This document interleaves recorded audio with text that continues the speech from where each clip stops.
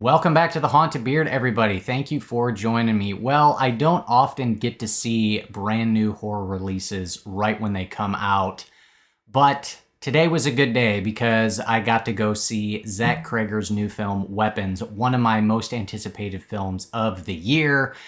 And I've got some thoughts about it, so let's get into this. Is my official non-spoiler review. Here we go. If you're watching this video, you probably already know what the film's about. A bunch of kids disappear from a small town at the same time one night, 2:17 a.m., all from the same classroom with the exception of one kid.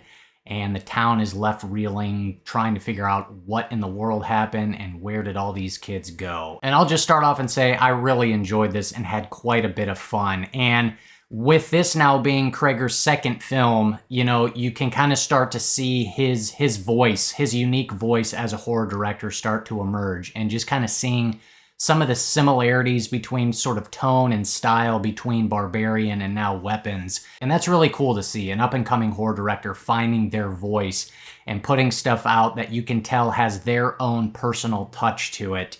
And it just works. It feels different. It feels special.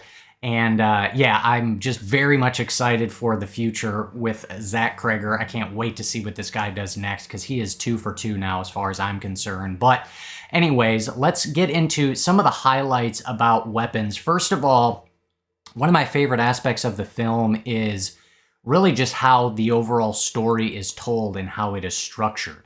This unfolds kind of almost like a chapter book, you know, a little bit of a Tarantino-esque sort of thing where you've got this story that unfolds from multiple different people's perspective, and they kind of overlap one another in various different ways. And so the film starts off through the perspective of Justine, who is played by Julia Garner, who is the school teacher, who is the teacher of all the students who disappeared.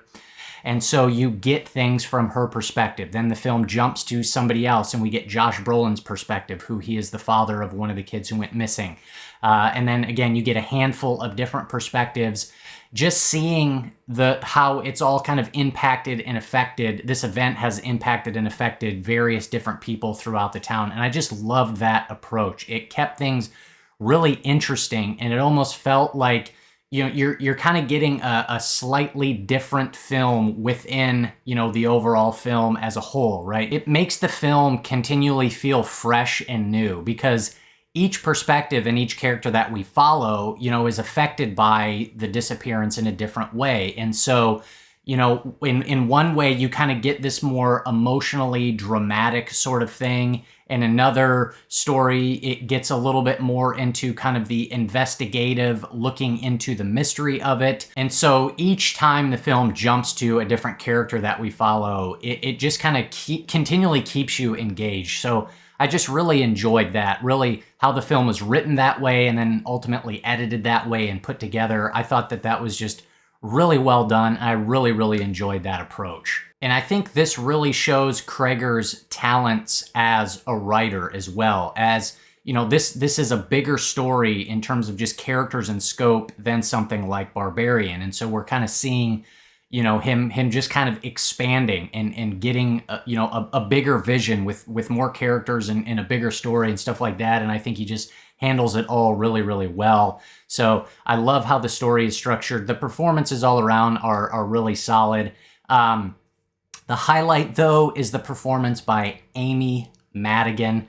And I don't really want to get into any specifics because I'm going to try to keep this, you know, spoiler-free. But I'll just say, man, she is something else and just really, really great. I have a feeling, you know, once we get to the end of the year and I'm kind of going back through, you know, some of the best horror performances of the year, she's probably going to be right up in there and one of the very best. But man, she crushes it in the best possible way. And she is captivating and also terrifying and creepy.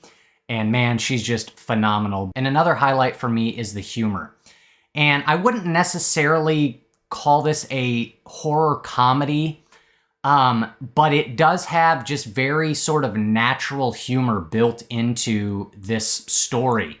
Not in such a way that, like, you know, we're intentionally trying to tell jokes, but it just, Cregger does such a good job weaving naturally humorous kind of situations and circumstances and characters within this overall story, and it just works really, really well. I'm someone who, horror comedy for me is very hit and miss, typically more on the miss side, and so I often find that the humor takes away from the horror and from the scares and from the tension of it all. The film got a handful of laughs out of me, and it just works really well. Like, it doesn't take away from the horror. There are genuinely creepy, tense, scary moments, but also genuinely humorous and funny moments.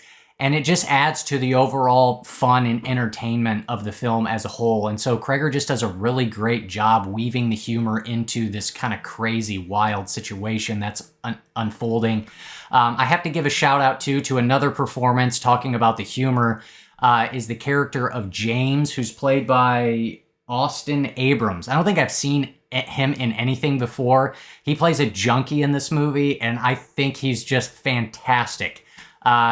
Pretty hilarious, just a fun character to watch, adds just kind of a unique a unique kind of quirk and twist within the story of kind of seeing things from his perspective.